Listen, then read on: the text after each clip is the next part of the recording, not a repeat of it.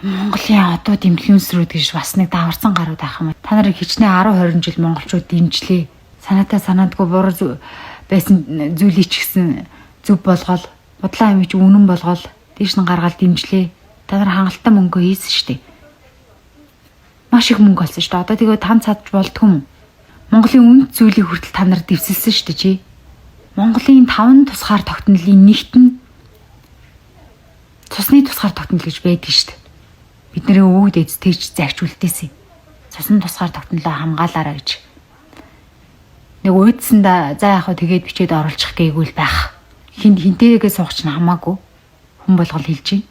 Гэхдээ тэрийг сурчилж хамаг юмаа дийлгэж тэрнгэр Монголын үнэт зүйлийг дийж гიშгэлээд ахт чинь монголчууд өмөрөл мундаг гоё хүчрүү чадж ийн гэл дийш нь гаргасан штэ. Гаргадаг штэ та нарыг. Та нар яасан хан цаддгүй юм болдгүй юм.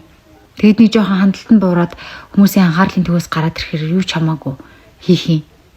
Ухаантай, сэхэлэг, боловсрцсан, төлөвшсөн мундаг хүмүүс ном бичдэг болохоос биш. Чи бид хоёрын ном бичнэ гэж юу ах вэ? Номд чинь бас нэг их зах эрэмт дараа гэж нэг юм байна штэ. Ядаж нэг хүүхд гаргаад төрүүлж өсгөж үдснийхаа дараа ном гаргаад амьдрал юм байдгийм байна гэдэг нэг ном гаргасан бол бас учиртай штэ. Нэг ханхаа мэддэг баймаар байна. Би мөнгөний төлөө хизээч явж байгаагүй гэж жилээ. Нэг 3 бат ном чинь мөнгөний үнэр нь бүр хамар сэтгэллээ. Тэгээ юм увайгүй, төлөвшөөгөө, боловсроогүй юм увайгүй хүмүүс ном гаргаад тэр нь борлуулалтаараа тэргүүлээд ахаар чинь энэ улс чинь ингэж уруудах нь аргагүй шүү дээ.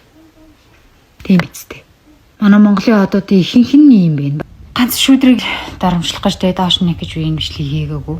Манай Монголын инфлюенсерүүд бараг 90% нь увайгүй, амин хичээсэн, сэтгэлгүй, бас их шуналтай юм. Тэгээд тэднийг их өмөөрхийн, хүнийг өмөөрж болно, хамгаалж болно, өмгөөлж болно. Тэ?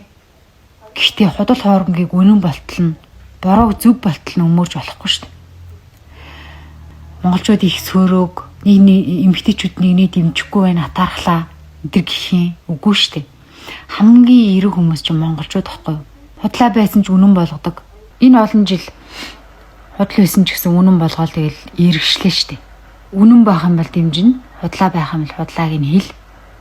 Үнэн бол үнэн, худлаа бол худлаа. Тэрнээс биш худал хоорондыг үнэн болтол нь бүр тэгтлээ эргэжиж болохгүй штэ. Наад эргэжил чинь одоо бүр эргүүшил болтлоо өвччлээ Монголд. Юу ч болж исэн эмэгтэйчүүдийн зөв бүх буруу эрчүүдийнх ийм байхгүй штэ. Шуламшиг муухай эмэгтэйчүүд зөндөө байдаг штэ. Тэн хүүхнүүдээс болж сайхан амьдралаа алдсан сэтгэлтэй сайхан эрчүүд ах нар тэ амьдралаараа тоглоулаад архинд орсон хүмүүс зөндөө байдаг штэ. Тэ Амаатай эрэгтэйч байгаа, эмэгтэйч байгаа, ухаантай эрэгтэйч байгаа, эмэгтэйч байгаа. Монголд ч гадаад ч. Тэгэхээр би энэ бичлэгээрээ байх ёстой юмыг байранд нь байлгал гэж хэлэх гээд байгаа юм. Нэг хүнлүүд яриад байгаа даа биш. Байх ёстой байрандаа өвөөгүй хүмүүсэн дээр доошоогоо, ухаантнууд нь дээшээгээ ус төрч байсан, урлагч байсан.